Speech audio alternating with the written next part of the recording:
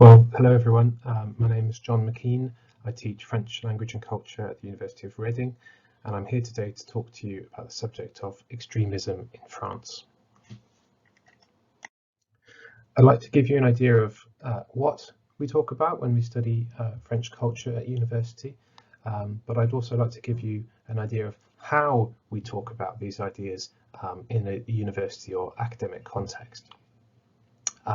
And this means I'm going to try to give you an idea about two academic principles, okay, that should be ideally, informing your work whenever you're creating arguments about something, writing essays, intervening in a seminar, or whatever it is. So the first one is that the analysis we make, the analysis we create, is rational. Okay, it's logical, scientific, and as neutral as possible. Okay, and that it's not therefore just based on received ideas that will sort of come to us and we pass on unthinkingly. Instead, we receive those ideas, okay, but then we sort of really get into the detail of analysing them and hopefully improve them as we pass them on. And it's not just the cultural beliefs that surround us that determine our views, but the logical, the rational analysis of them. Now, what that means in terms of extremism is trying not just to label or use the label to attach to certain types of people who might do certain types of things in a way that a tabloid newspaper might, for example. Okay. Instead, what we're going to try and do is calmly and rationally look at the characteristics of extremism as we can define them, and then see in what way those characteristics might be applied. The second academic principle I think it's always good to have in mind is that we have a certain hypothesis. Okay, we have an idea about what might be going on, but it's not just a question of kind of stating that as well as possible or as strongly as possible, and then trying to bluster your way through any discussion or argument. In fact, what you should do instead is to measure or falsify or test your own hypothesis against competing hypotheses, against other ideas that either you haven't come across before or you haven't come across in a very full expression. And if it happens when you look at the evidence that other hypothesis is, you think that's the better one, then actually you can change horses and go over to that one.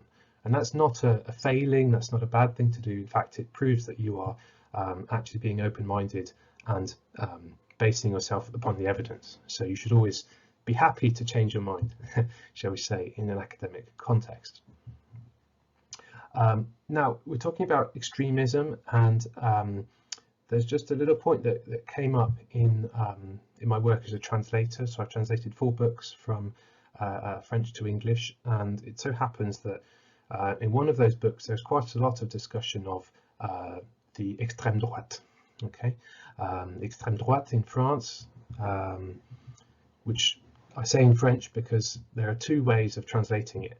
Perhaps as extreme right, and I started off by translating it in my draft as extreme right, but I soon came to call it instead the far right, okay, because that seemed to be a much more natural and kind of idiomatic expression in English, which is what you should always go for in translation. The drawback sometimes is that it becomes so natural that it actually takes away from the accuracy of what you're saying. But that isn't the case here. Here, extrême does mean what we call in English the extremities. It means what is far away. Okay, so we talk about with the body, the hands and the feet are the extremities of the body because they're far away from the core or the central part of the body. And that's quite a useful model, I think, as we think about what what extremism might be in France. It's that which is far away at the boundaries or the edges of the landscape, perhaps the political landscape, and not that which is in the middle or at the core. So whenever we're talking about extremism, we're also talking about centrism. Okay, you can't talk about extremism without having a model of centrism in mind as well. And this is why I'm bringing this up, because we've just been talking about competing hypotheses. Now you might think that with a talk like this one called Extremism in France, you know, people might be watching this because they think, oh, it's quite exciting, it's quite you know, it's quite fascinating somehow, this idea of there being a lot of extremism in France, or that extremism in France is strong, something like that. But we should also consider the other hypothesis that centrism in France is strong. Okay, now that might not be quite as you know, interesting, but nonetheless, if it's true, it's worth considering, or if it might be true.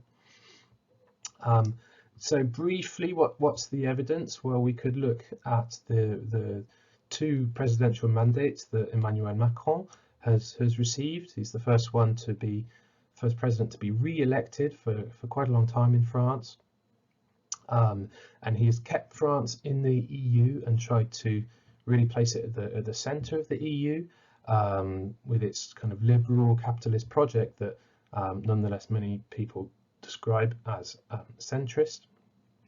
And even before Macron, France has generally had higher taxes, greater social protection, and more cultural cohesiveness certainly than we're seeing in the UK at the minute. Okay, so you know, it's very easy to fall into, oh, extremism in France, aren't things awful over there? But you know, in fact, quite a few French friends have been asking me, what's happening in your country? How is everything, or why is everything falling apart? So don't just think extremism happens over there. We can have extremism here as well.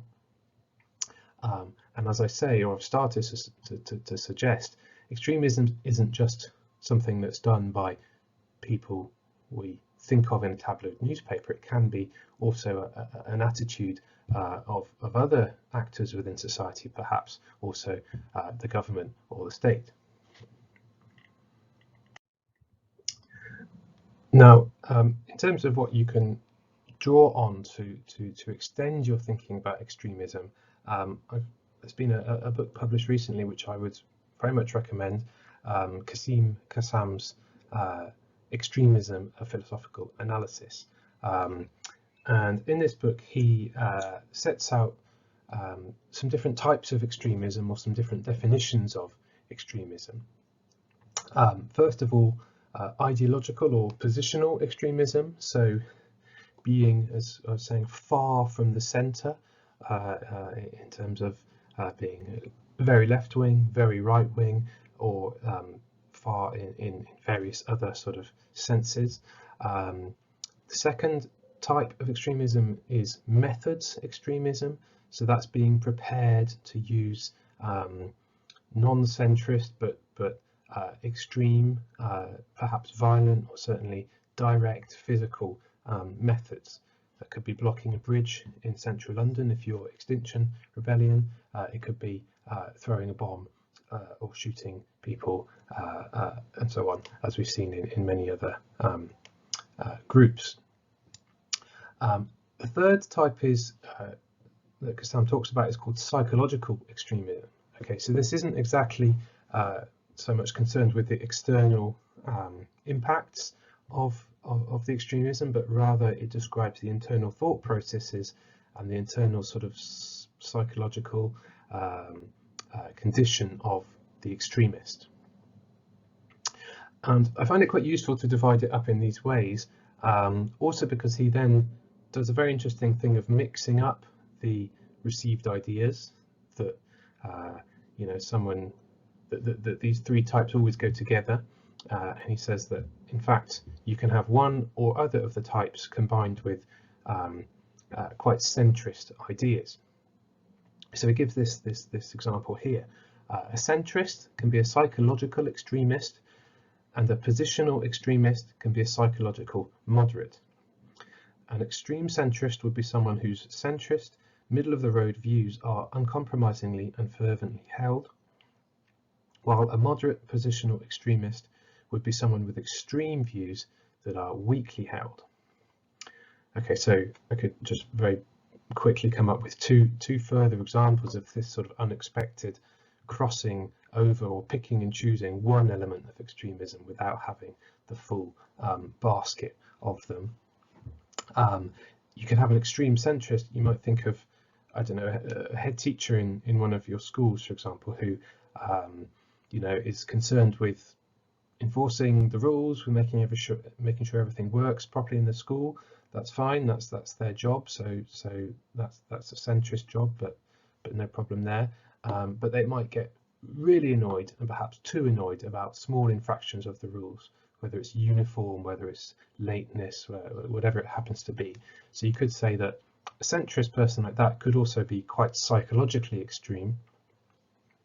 Or an alternative example is taken from a class I was running a few years ago, where I showed some students issues of the French satirical magazine Charlie Hebdo, okay, which, well, the quickest way of saying it is whose journalists were murdered in 2015 in one of the terrible attacks that there have been in France. And after that attack, I showed the students the issues, the magazine, the materials, and one of them said just off the cuff, "Oh, this should be censored. I want to burn this magazine." Okay, so I was really shocked by that. I mean, you know, everyone's allowed to say their view. That's fine, but I was quite shocked by it, to be honest. And I think I would call it an example of what Kasim is talking about here. So it's an extreme view, yeah, but it's one that's weakly held. It wasn't something that this person had been thinking about for weeks and months and years and had a whole philosophy and backstory to. It was just an off-the-cuff comment. So an extreme view that was, I think we can say, weakly held. So that's one thing Kassam does. Another is that he compares extremism to some other categories that often overlap with it but aren't entirely the same. Okay, so the first of these is terrorism, and I think we can say that all terrorists are extremists. You can't really get a centrist terrorist, but that not all extremists are terrorists. Okay, so that doesn't mean that just because you're an extremist, or you can be an extremist without actually committing these violent acts of terror, of murder, and so on. Why is that? It's because extremism is sort of ambiguous. It has two meanings or two values within it. The first is obviously negative, as the association with terrorism shows us.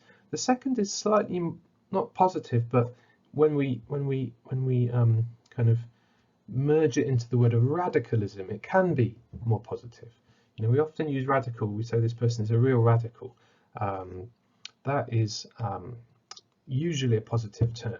Radicalization, people being radicalized, is not so positive, but someone is a real radical. That gives us the idea of they're committed to their views, they're an original thinker, they're not you know, conforming to mainstream society, and so on and so on. So Kassam really questions this boundary and asks where the boundary lies between extremism and radicalism. So again, we can go and look for some examples of these types of questions. He doesn't just take the usual suspects, shall we say, in terms of talking about extremism, but also asks, okay, obviously someone who is in a small terrorist group and throws a bomb into a crowd and people are killed, it's not so controversial to call that person a terrorist or an extremist. What, however, would happen if that person threw the bomb out of a plane? Okay, which would mean that they would be in charge of a plane, they'd be in charge of an air force, they'd probably be high up in the military or high up in the politics of you know, a Western rich society that could afford planes like that. So is there really anything different with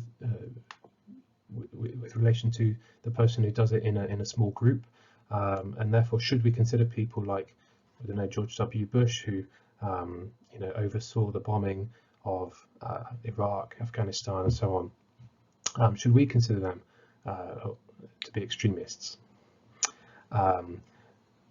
You can also go in central London, you can go to the memorial to the RAF Bomber Command, okay, where the same question arises. The RAF Bomber Command was in charge of the destruction of German cities during World War II. Tens of thousands of innocent civilians were killed.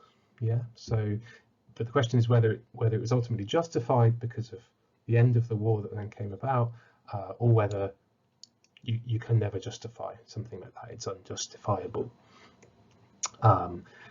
You can also walk a little bit further down in central London and go and see a statue of Nelson Mandela, not the one in Westminster Square, or Parliament Square, which was erected quite recently, but the one on the South Bank, at the South Bank Centre, which was put up in 1985 when Nelson Mandela was in prison as a terrorist or as an extremist, put there by the apartheid government in South Africa, supported by Margaret Thatcher and the Tory establishment in Britain. Now, we don't see him as an extremist in the bad sense today. We see him more as a father figure, perhaps as a radical, and we can ask whether we would still consider him to be an extremist. But I suppose why am I bringing up this point? Just to remind us that with these very difficult questions that are very kind of hot, not hot property, but hot questions, the assessments can change over time. And here are two images illustrating what I've just been talking about those statues in London, the Memorial to Bomber Command and the bust of Nelson Mandela at South Bank. So I'm coming on now to France and the way that extremism is used, with the way that the term is used and what sort of realities it might describe. And I've got two slides here, and both of them are really giving further examples of this I suppose academic attitude of really questioning the received idea about extremism, and instead seeking perhaps to extend its use, or to give its use, or to use it for unexpected sectors of society, but which we perhaps, or perhaps not, depending whether you agree, could label extremist. Now, this is a completely normal thing to do in France. Hundreds of thousands of lycéens in the baccalaureate sit a philosophy exam, and they have a whole course leading up to it in which they learn precisely to really analyse ideas, turn them around, look at paradoxes and so on. So if you get this sense of quite heated arguments when you're watching French culture, it's not necessarily seen or experienced as heated, it's just the way that you are taught and brought up to live within a political and a philosophical society. So anyway, this and the next slide are some examples of this analysis. The first slide is taken from a journalist writing about the presidential elections in France in 2022, and she says this: the country is split into 4 watertight blocks that are seemingly unable to talk to each other. We have a strengthened far right, okay, so not extreme right, far right. Marine Le Pen received 2.7 million more votes in the second round of this year's presidential election than she did in 2017. The radical left is also stronger. Okay, so, you know, you should have alarm bells going off. Why are we saying radical left and far right rather than the radical right and the far left? Is this just showing the sympathies of the journalist, or is there anything more and actually kind of substantial in that difference of vocabulary there? The hard left Eurosceptic Jean-Luc Mélenchon came third in the first round of the presidential election and has imposed himself as the strong man of the left and all its competing factions. We have an extreme abstentionist bloc, an expression of public weariness, indifference, and/or violent rejection of politics. So here she's referring to the Gilets jaunes, who, you know, there was definitely violence in their protests, in their actions. So that's uncontroversial. She sort of extends that to say that everyone who just didn't turn up to vote is an extreme abstentionist, and I think that's a little bit, that's pushing it a little bit, to be honest. And she's sort of mixing in two things that are actually a little bit distinct. And then lastly, she goes on to say something quite paradoxical, which is that in France there is an extreme centre, a combination of right and left, that is formed around Macron. Now, this is an unexpected thing to say, because normally Macron puts himself across as a centrist, the kind of person who's able to bring society together in a great synthesis, as they say in France. Here she's saying, well, he might be located in the centre, but his project is one that has got extreme effects, shall we say, on French people in society. And this argument about the extreme effects of the extreme centre, as represented by Macron, is also found in the second kind of statement on the recent elections, where the person who I've anonymized says this, that there is plus de justice sociale, so there is no more social justice, no more aide aux plus démunis, protéger les travailleurs et les plus faibles, renforcer le service public, la retraite à 60 ans, c'est la vision de l'extrémisme selon LREM, so La République en Marche, which is Macron's party. So again, an extreme centre, which is to say someone who's commenting on the policies of Macron, the liberal capitalist EU-centred policies, as ones which masquerade or present themselves as being centrist, but are actually extremist in their effects, and in the effects they have on working people in particular. Now, if you feel sympathetic to this viewpoint, or you want an illustration of it, you can go and see a recent film that talks about the cleaning ladies or the cleaning workers on ferries arriving from England to Ouistreham, which is the port of Caen in Normandy in France, showing how they're ignored, they're extremely badly paid, and so on and so on. The film is actually called Ouistreham in French, or Between Two Worlds in English, and it's always good to see French films just for the language and for the immersion in the culture, but it also illustrates, if you like, this idea of there being an extremism in France, which is not really the one that we might hear about, we might expect to hear about in tabloid papers and in received ideas of what that extremism might be. If, on the other hand, you think something's not right here, something's not quite clicking, you might feel that these people are trying too hard, or trying to push this idea of looking past the received ideas too far, and pushing them to a point where the words don't really have their meanings anymore. How can something be extremist and centrist? Surely that's a paradox. And is there not just a danger of, you know, anything I happen to disagree with, I will therefore label extremism? Certainly, perhaps in the previous quotation by Marion van Renthagen, this idea of there being four different extremes, the left, the right, the abstentionist, and the centre. Well, are they really extremes in that case, or is that just a word that's being bandied about and stretched beyond it's actually the point that it's actually useful? Those are two points you can consider as you think about what extremism in France might be. And on the next slide, I put some references and suggestions for further reading. Okay, I hope this has been useful, and there's going to be a seminar where you can come and share your reactions and your thoughts. I'm really looking forward to hearing those. So I will see you then. Thank you very much.